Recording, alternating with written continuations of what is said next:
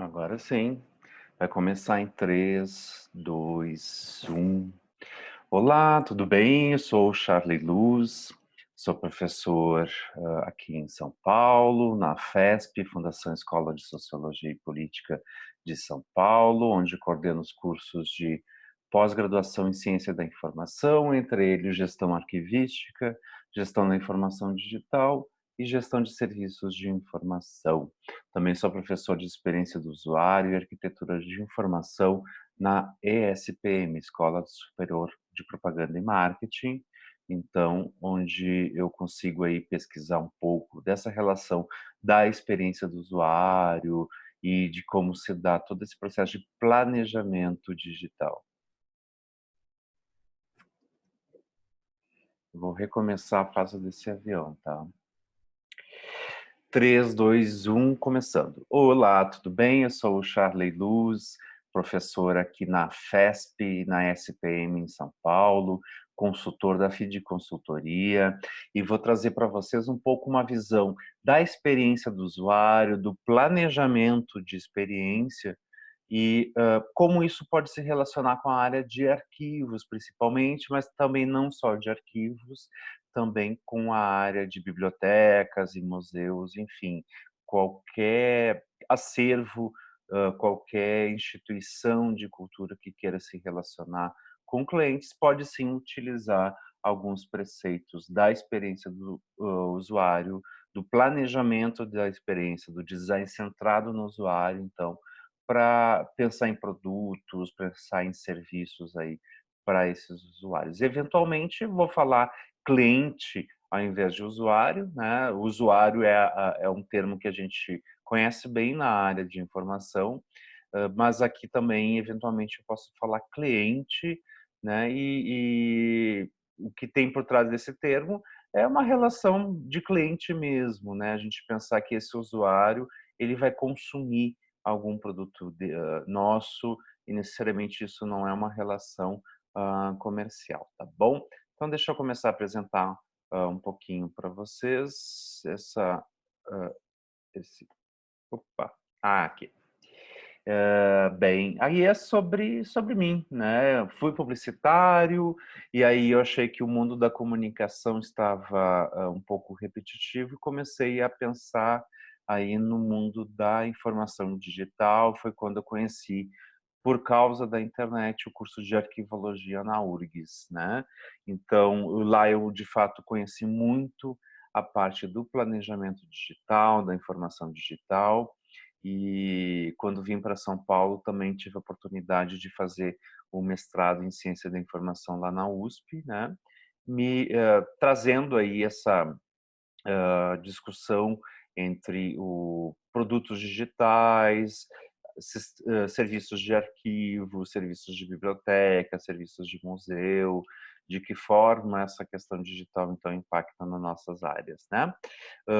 A partir disso, também criei nesse meio tempo aí a FID Consultoria, né, minha empresa de consultoria, onde a gente trabalha com consultoria e planejamento, arquitetura da informação, experiência do usuário, taxonomia, né, a gente constrói aí instrumentos de facilitação de acesso à informação em ambientes digitais e assim por diante, tá? Alguns cases aí, né, que eu trabalhei, eu destaco aí o do Sebrae, que você pode acessar no site do sebrae.com.br, onde a gente fez todo o planejamento digital, inclusive aí possibilitando você acessar os conteúdos através de uma taxonomia que foi experienciada com usuários, a gente fez testes com usuários, a gente fez focus group, fizemos card sorting, para chegar aos 9 temas de gestão que você conhece lá, então, no portal do Sebrae, tá? Alguns outros cases desses clientes estão lá no nosso site, fidconsultoria.com.br, fica convite para vocês conhecerem. Alguns produtos que eu trabalho na FID, interface, planejamento, taxonomia, configuração da busca e gestão da informação, gestão documental e outros produtos aí da FID Consultoria, né? Quando a gente fala experiência, a gente tem que se dar conta que essa experiência, deixa deixa eu puxar aqui para o cantinho, assim, né? Totalidade das percepções humanas durante a interação com um produto ou serviço, né? Então, o termo experiência do usuário representa o que é a experiência? É essas percepções humanas que ocorrem nesse processo de interação. Então, quando a gente começa a falar em experiência do usuário, a gente está falando que é o que o usuário está sentindo ao utilizar um produto, um serviço, um sistema, tá? Essa experiência, quando ela é trazida, então, para a realidade de produto, deixa eu apertar aqui, pronto, né? Quando de um produto de documento, a gente vai ver que existe uma relação um pouco mais forte com o termo experiência com o documento. Eu andei fazendo algumas pesquisas, né? E o conceito de experiência, então, na etimologia, vem de ex, né, que é algo retirado, de uma prova, perentia. Então, experentia é algo que surge, né, de uma relação com alguma prova, né? O que se vê, o que se sente, toca mais do que o pensamento, né? O conceito de empirismo, então, tem a mesma origem. Então, a experiência é uma relação sensorial com a realidade, então, é algo tangível como uma prova. Olha que curioso, né? Essa, uh, uh, essa pesquisa, né, que eu vi, e traz diversos termos que a gente usa em arquivo que surgem exatamente dessa mesma fonte. Por exemplo, perícia, né? Você faz uma perícia documental. Perícia também vem de perientia, que é essa coisa da prova, né? Então, para a gente ver que essa relação, né, da experiência com a área informacional é muito mais forte do que a gente imagina, né? E hoje, de fato, pensando assim um pouco mais no mundo que a gente vive, capitalismo ocidental, né? A gente pensa que existe já a economia da experiência, né? Então, o royalty é a mercadoria, né? O que tem ali? É o grão de café. Na hora que a gente pega e bota isso no saquinho para vender no mercado, é uma facilidade, né? Agora, quando a gente oferece o café servido num balcão ou né, numa mesa, isso passa a ser uma prestação de serviço. E aí surgem as experiências, como por exemplo Starbucks, né, que ah, é uma cafeteria internacional, tem vários aqui no Brasil. Ela oferece experiência, né? Que você sim vai ter o serviço do café, você pode até comprar a mercadoria, mas você vai sentar num banco, você vai ter um Wi-Fi por determinado tempo, você está num ambiente um pouco mais descolado, você vai ter pessoas fazendo reunião do seu lado, você vai ter uma experiência diferente no consumo desse produto, né? Tanto que o valor agregado nesse produto com experiência é bem mais alto do que com a prestação de serviços, por exemplo, né? Ou um café lá no Starbucks vale 1 quilo da mercadoria, por exemplo, né? Mas você não está comprando só o café, você está comprando a experiência. Então, esse é um dos né? Dos diferenciais. Então, em relação a isso, o marketing ele também mudou um pouco por conta da economia da experiência. Então, antigamente o processo do marketing era basicamente o usuário procurava alguma coisa, comprava, fazia sua avaliação, sua negociação e depois utilizava isso e poderia continuar sendo ou não o cliente, né? Hoje em dia não, hoje em dia existe o processo, o momento zero da verdade, né, como chama o Google, que é aquele momento antes da compra, né, que você vai fazer uma descoberta, você vai começar a pesquisar seus produtos e aí sim você vai ter uma intenção, você vai afunilar essa intenção de compra e aí sim você parte para uma avaliação, negociação e o seu processo de compra. O nome disso é funil de vendas, né? Então ele está muito fortemente impactado aí por conta da economia da experiência no dia de hoje. Tá bom, então a experiência é uma palavra guarda-chuva e se relaciona direto com design centrado no usuário, design de interação e usabilidade, tá? A palavra design aqui, pessoal, ela extrapola o entendimento do design enquanto uma aplicação visual. Ela é um design que prevê um planejamento, né? A gente traduz design muitas vezes aqui no Brasil como sendo um design visual, um desenho mesmo, né? De que cor que eu vou usar, como é que vai ser a forma. Só que o design, a palavra design, ela é muito mais forte que isso, né? Então a gente tem esse problema na tradução. Ela significa um desígnio, né? Ela significa um planejamento. Eu de fato eu fazer imaginar os passos e processos e planejar esse desenho, né, de alguma solução. Então, não é só essa parte visual, faz parte a parte visual, mas a palavra design é muito mais forte do que somente isso, né? Quando a gente fala design centrado no usuário, a gente pensa então que esse usuário ele vai ser ouvido e ele vai ser pesquisado durante todo o processo de concepção de um produto, tá? Então, dentro disso, a gente tem várias ciências e metodologias que a gente utiliza para poder entender esse usuário. Psicologia, antropologia, design gráfico, arquitetura da informação, usabilidade, né, ciência cognitiva, tudo entra nessa relação de entender esse usuário, né? E hoje em dia, apesar de o design e o design centrado no usuário está sendo muito utilizado tanto em produtos físicos quanto virtuais, né? Ele está cada vez mais sendo utilizado por conta de ambientes digitais. Por quê? Hoje, qualquer produto que você lança, mesmo que seja um produto físico, você sempre vai pensar na presença online desse produto. Então, por isso, essa importância dessa aplicação. Então, a experiência é como uma pessoa se sente ao usar um produto, né? E aí temos uma ISO para experiência.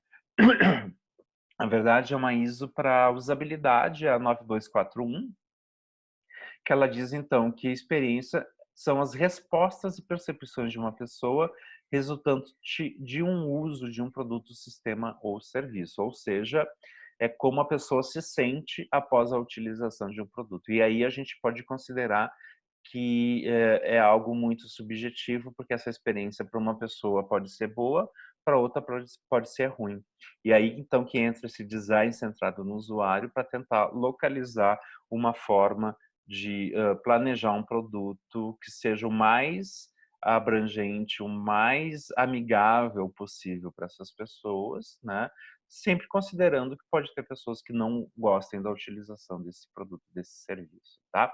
Então, o X sendo um grande guarda-chuva, né, a experiência do usuário, a design da experiência do usuário sendo um grande guarda-chuva de diversas disciplinas, eu destaco aqui a pesquisa com o usuário, que eu acho que é algo que a gente cada vez mais tem que utilizar nos nossos serviços de informação, nos arquivos, museus e bibliotecas, que é o tipo de pesquisa onde a gente conduz estudos de usabilidade, entrevistas, questionários, análises heurísticas, personas, mapas de empatia, são recursos que a gente usa para pesquisar, fazer essa pesquisa com o usuário, né? De outro lado, a arquitetura de informação, então trazendo aí para os ambientes digitais, né? Toda forma de estruturar conteúdo, por meio de navegação, organização, taxonomia, outras disciplinas importantes nesse guarda-chuva da UX, a estratégia de UX, de fato, então, pensando assim, qual o produto mesmo que vai atender a determinado problema, necessidade desse meu usuário, né? Aí entra o design de interação também, criando fluxos de interação desse usuário, né? Chegando lá na ponta ao front-end, desenvolvimento front-end e ao design visual, daí sim, guia de estilo, paleta de cores, tipografia. Então, é um processo que a gente começa levantando com o usuário as suas necessidades de seu produto, a gente tangibiliza isso através do design de interação e da arquitetura de informação, né? A gente pensa na estratégia de conteúdo e a gente entrega isso lá com o design visual, uma interface, né, que esse usuário vai se relacionar. Então, aplicações de UX, uma estratégia de produto, foco em inovação, é resolução de problemas, enfrentamento de desafios e também é iterativo e incremental. Iterativo tá certo, gente, não tem N não, é iterar, tá? Aqui, o conceito de, olha, eu tenho um produto, eu vou testar esse produto, no momento que eu levantar retorno desse produto, eu vou iterar, ou seja, eu vou fazer a melhoria nesse produto para testar de novo, né? Então, é um processo de desenvolvimento e de sempre levar ao público, né, ao usuário, esse produto para poder fazer melhorias nele, tá? Isso é iteração. Quando a gente pensa um pouquinho em aplicações em arquivos, né, ou qualquer serviço de informação, a gente pode pensar como uma estratégia de produto.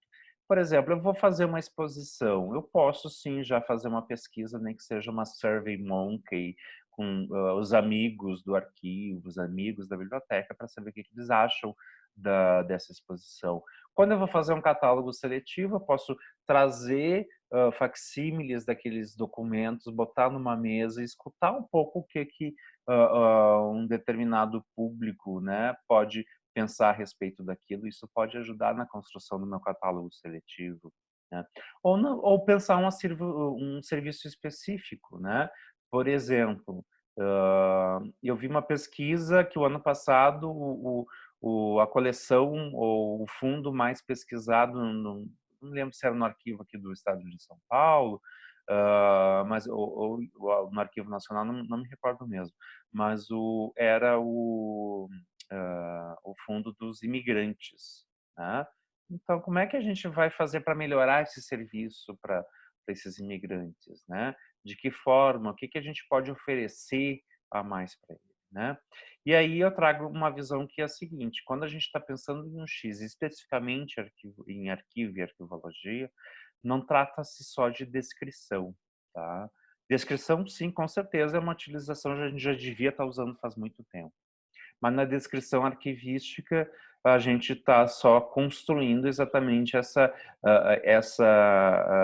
esse produto mais tangível para um determinado grupo de usuários.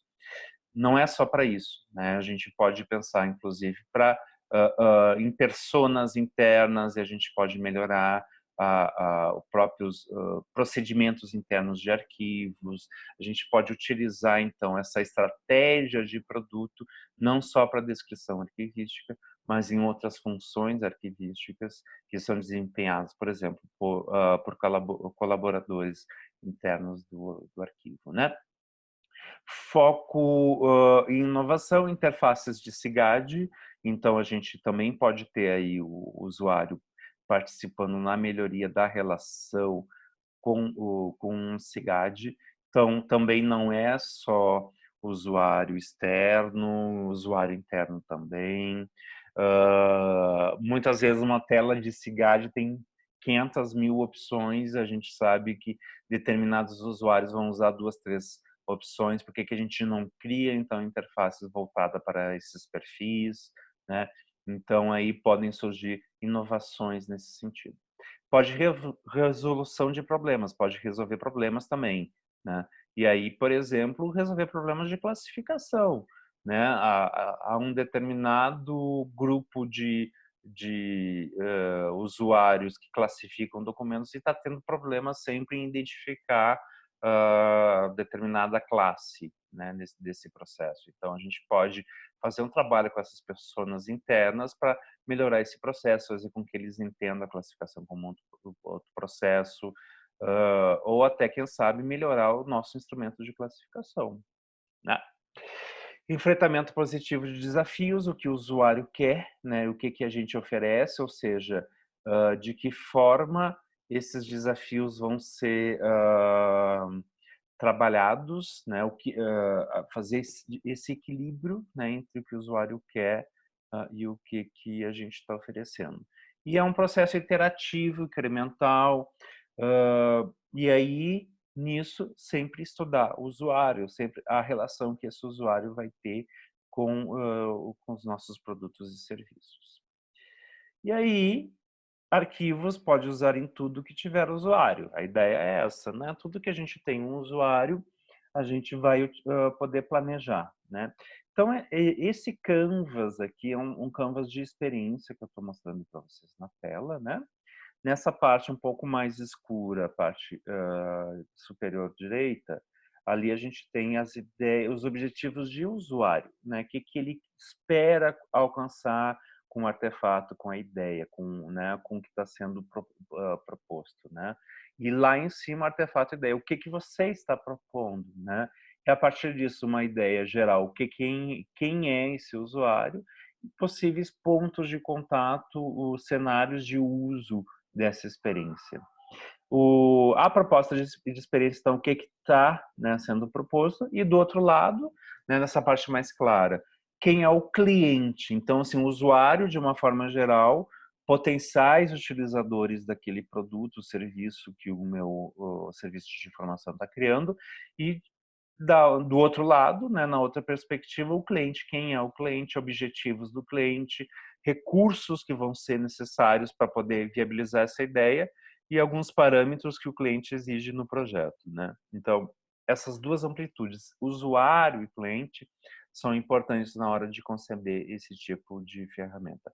Então, assim, quando você for construir o seu próximo instrumento de pesquisa, sua próxima exposição, né, o seu próximo catálogo, pensa em fazer um planejamento dessa experiência e esse instrumento aí, ele é um dos mais sugeridos para isso, tá bom?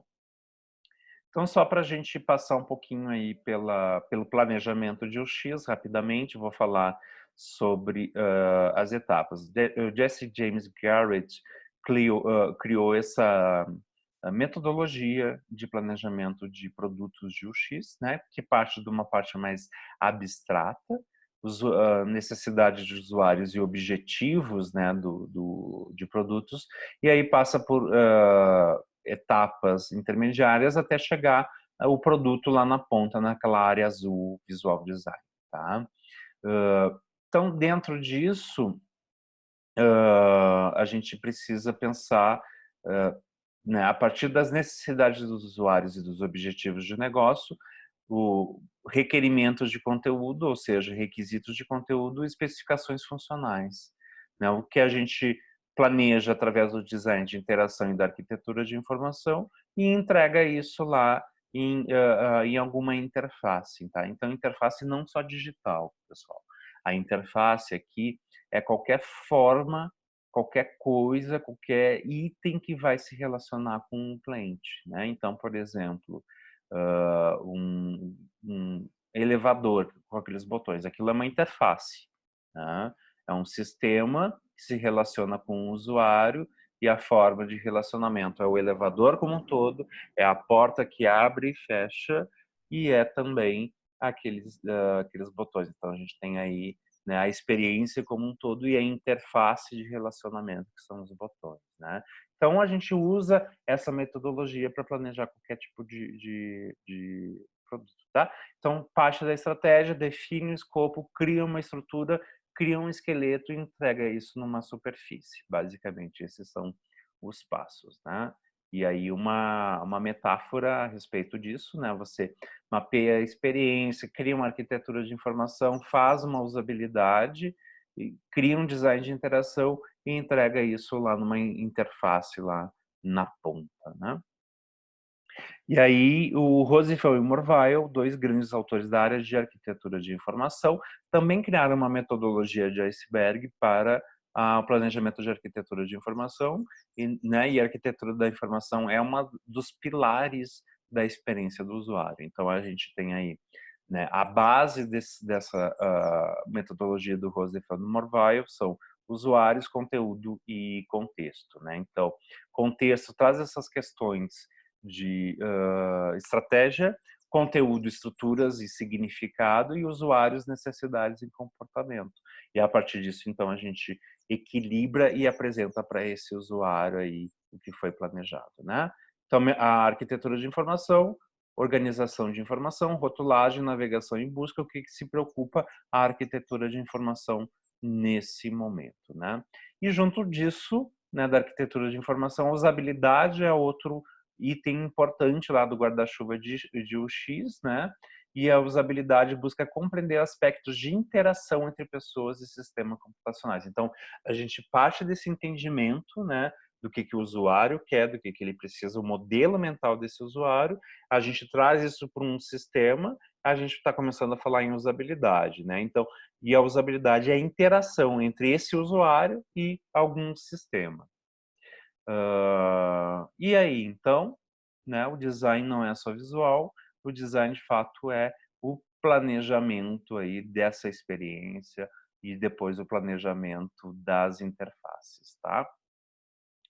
Então, o time de experiência do usuário tem que ser sempre multidisciplinar, e aí, então, nessas fatias, né, que a gente roda o planejamento. Então, parte da estratégia, o que a gente quer com o produto, o que o usuário quer dele, né? É o equilíbrio desses dois é que vai dar um bom produto.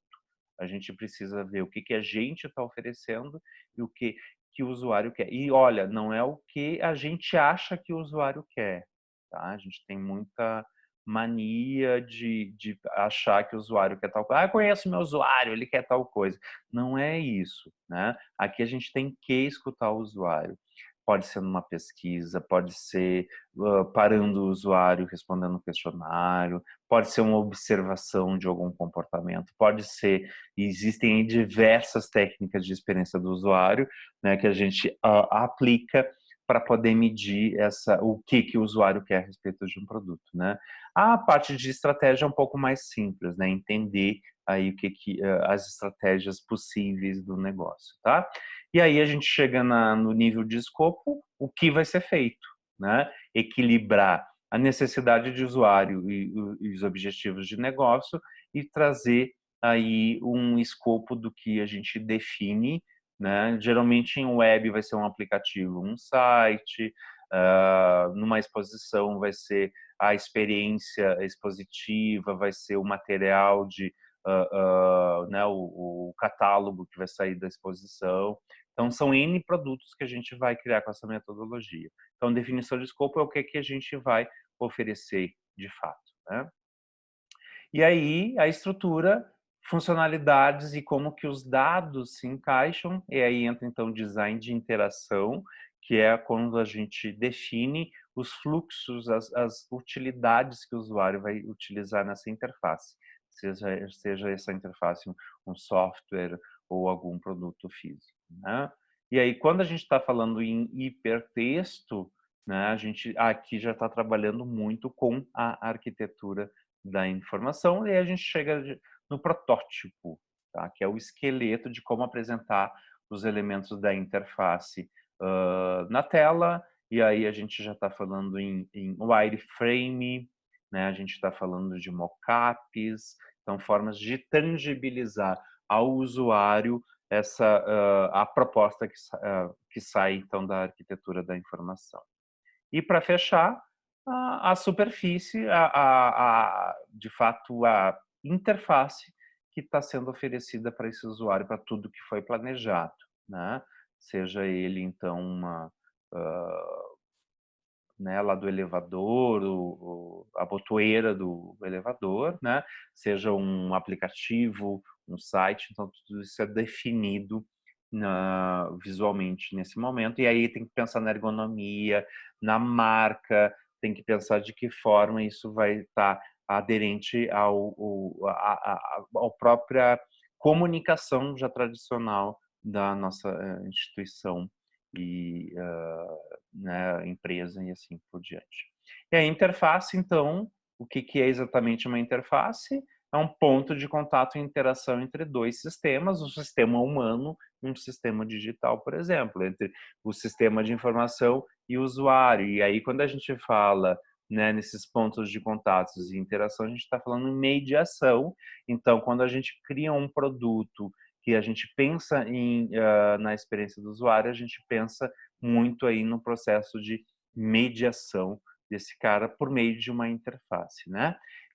Então, uma interface, segundo Steven Johnson, né, traz uma relação semântica caracterizada por significado e expressão e não por força física, né? E aí Ted Nelson falava isso, né? São máquinas literárias os computadores, ou seja, as interfaces hoje, o visual é o que menos importa, cada vez mais o que importa é o conteúdo que vai estar nessas interfaces, né? E aí a gente tem, inclusive, novas disciplinas que surgem a respeito disso. Uma delas é o UX Writing, né? Ou seja, de que forma a gente vai estruturar essa relação semântica desse usuário com essa interface. Vamos fazer em fevereiro um curso aqui na SPM sobre o UX Writing, né? Dá uma procurada aí, o X Writing, né? de escrever, ESPM para vocês verem, fevereiro aqui em São Paulo, quem puder vir, fica já o convite. E aí, para poder, então, pensar um pouco nessa interface, a gente tem que pensar nesse usuário. O que esse usuário tem? Primeiro, ele tem algo que a gente chama de affordance, né? O que é um affordance? Você vai ter um affordance. Eu vou perguntar para você, o que é isso? Né? Você possivelmente vai dizer, olha, parece uma maçaneta, né? E aí sim, você reconhece que é uma maçaneta e você sabe que se você girar para baixo e se você utilizar dessa forma esse produto, ele vai abrir uma porta, né? Então isso é uma affordance, essa capacidade de reconhecer a utilidade de um produto apenas de olhar para ele. Então, uma affordance a gente sempre busca nas interfaces gráficas e interfaces de aplicações web. Por exemplo, um affordance muito conhecido é o logotipo no topo, né? Independente da página que a gente tiver, se a gente clica no logotipo, a gente sempre volta para home page. Então, a gente está falando aí de um affordance, né, muito conhecido. Então, a affordance é a possibilidade da ação sobre um objeto ou um ambiente, ou esse reconhecimento de saber, né, que esse produto, né, vai interagir de determinada forma. E aí, então, representações gráficas e metáforas que a gente utiliza na web garantem aí os affordances digitais. E, de outro lado, além dos affordances, os modelos mentais, então, como os usuários veem o mundo, né? Então, a gente não vê as coisas como elas são, vemos as coisas como nós somos.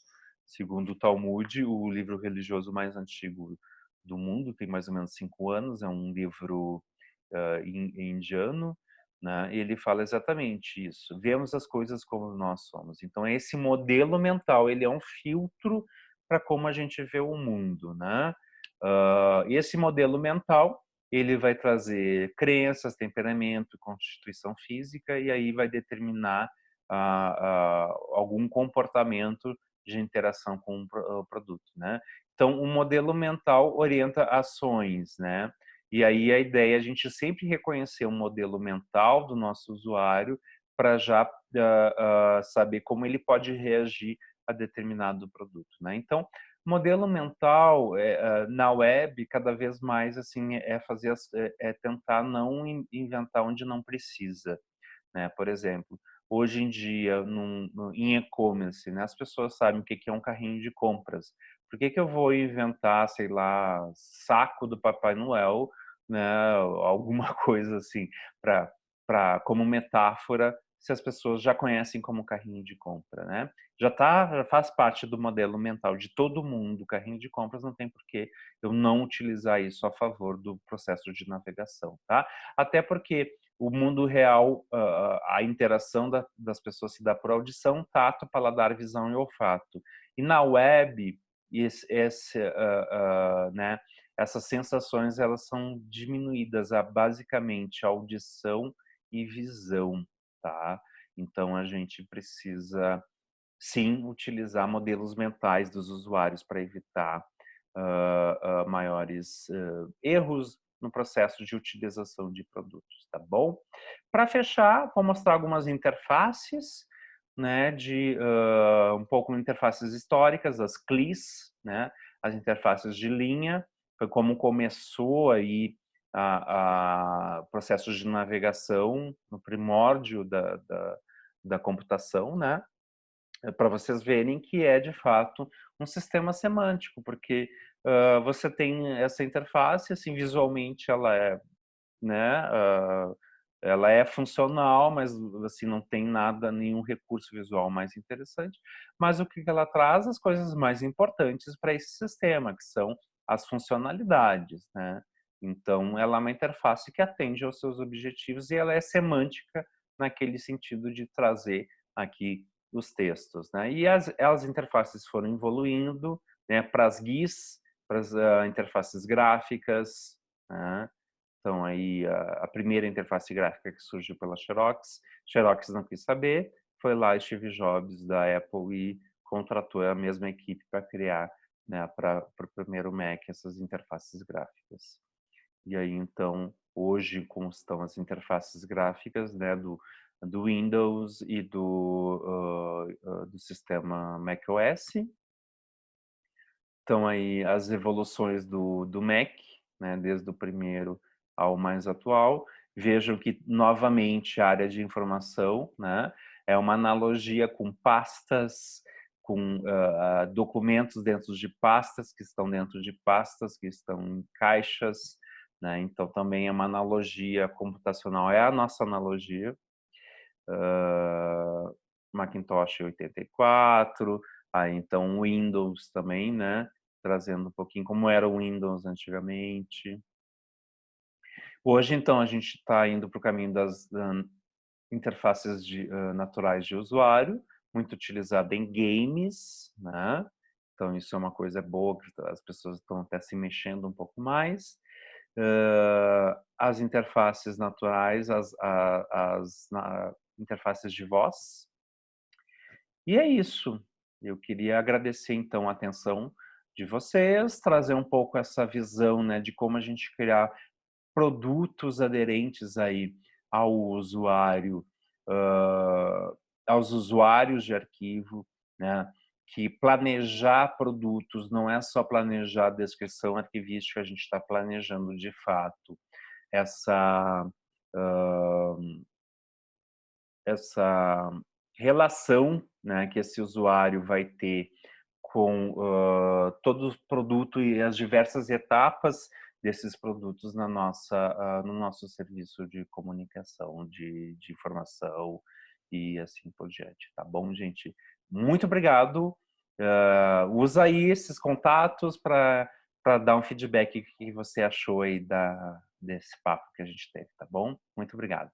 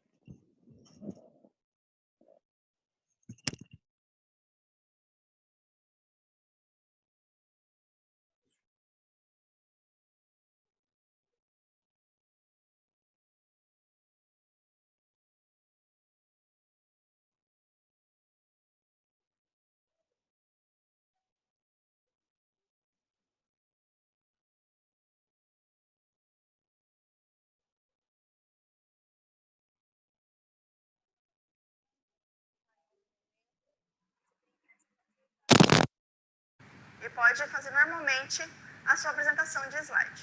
Finalizou a sua palestra, nós vamos voltar aqui nessa opção do Zoom, aqui em cima, clicar em Stop Share, que ele vai parar de compartilhar a sua tela. Para encerrar o seu vídeo, você vem na opção aqui no canto, End Meeting for All, a primeira opção. E agora, automaticamente, ele vai começar a fazer a conversão da sua palestra.